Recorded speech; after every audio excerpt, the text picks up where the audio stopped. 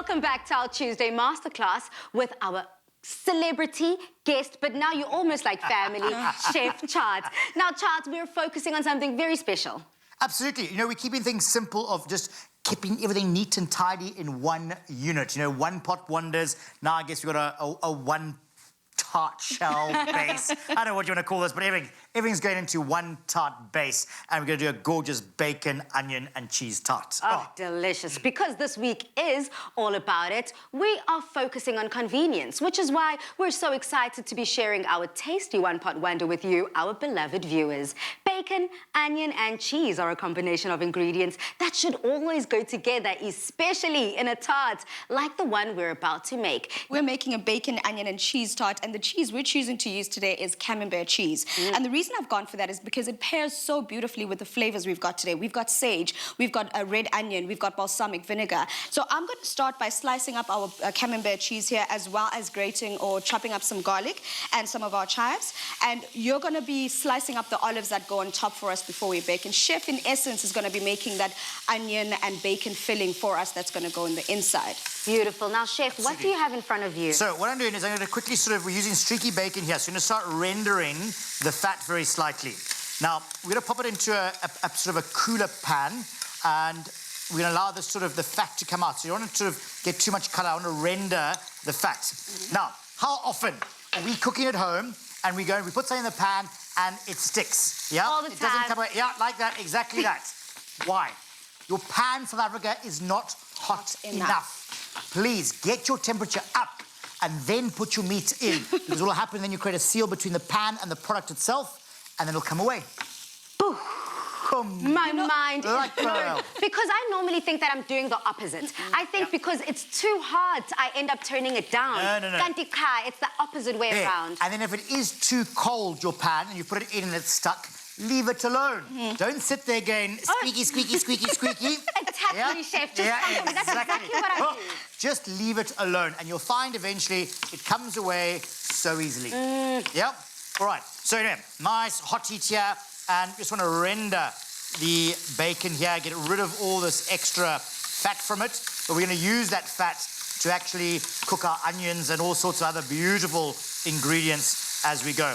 Beautiful. So here we are on there. How are you doing with your olives? I'm done. Done. Easy peasy, lemon squeezy. And I do love myself an olive, so... Make me work here. Anyway, I'm going to speed up the process here because I want to get going here. So let's just take out the bacon. Now you could let this render a little bit longer, get a little bit more the fat out, a little bit more colour eventually. But anyway, we've got enough in there. And now, hot pan already got going. So in with our red onions. And to our red onions. Oh, I love this. Can you smell from there? Yeah. A little bit of sage, all right? Nice herbaceous kind of note. I knew that. A little bit of ginger. Okay, sage, ginger. Chili flakes. Oh, like a bit of heat, you know, as much or as little as you like. You be like you like spicy food? All the way up. All the way there. Fantastic. And then a good pinch of black pepper and salt. And then let's give that a bit of a... Those colours already look amazing. Oh, absolutely. But can you imagine all these things now starting to, render right down? Oh, it's looking absolutely amazing. Vali, I've got our par-baked puff pastry that we had earlier. So what we did here is in essence, I just removed the baking paper and rice. We blind baked this in the oven, made sure that we scored it as we normally do. We're docking it, and then put it in the oven with rice or beans, so dried beans, into the oven to bake just the puff pastry. And then now, to make sure, like Chef always says, soggy bottoms... Yeah, let's take it back. I feel like you just... Whoa. I am definitely a stranger to blind baking, if that's what you said. Yes. And I've never seen rice incorporated in puff pastry. Come on, I'll show you. Here's blind baking. Blind baking, you stand in front of the oven, you close your eyes. No, but do not listen to Chef.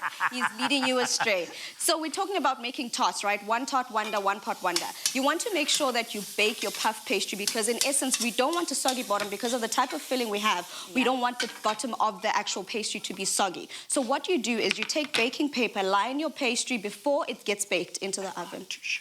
say? Oh, A fancy word, cartouche. cartouche. I'm There we not go. even going to take it there. A cartouche. Baking paper for the rest of you, South Africa. Line it with baking paper. Add raw rice, beans, anything that is dry into the top of it and put it in the oven to bake. So that the beans and the rice create that weight. Correct, I to believe. make sure it doesn't puff up. Because To make even though sure it you've doesn't doctored it is puff pastry, it can still puff up. And then you go in there with your rice, bake it, take it out, and this is what you come out with. And this, in essence, is ready for chef to put the filling in once it's ready.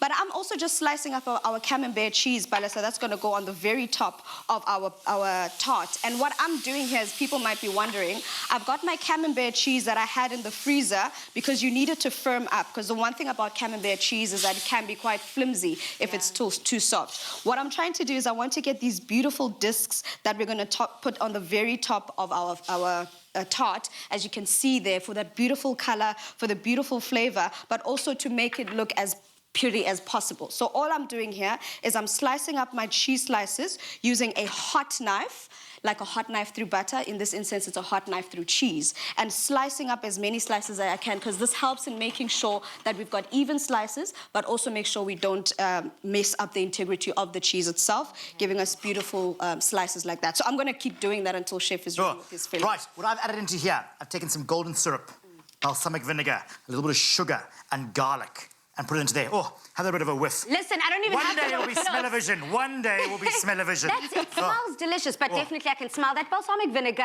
100%. Yeah. I can smell that syrup as well cooking through. And then coffee.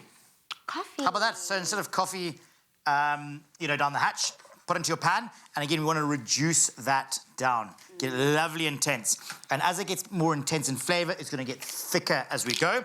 And what you end up with is that. Beautiful. So this is what we want to get to. We're going to add the bacon a little bit as well. So we've got that component. So once this ready has to go. completely reduced, then you can add your bacon, and then it comes out looking like Comes that. out like that. By then, Tumi's pastry is already done. Absolutely. Perfect. So what you do is just slide this straight into the sort of dish here. So what we're going to do is let's just start from there.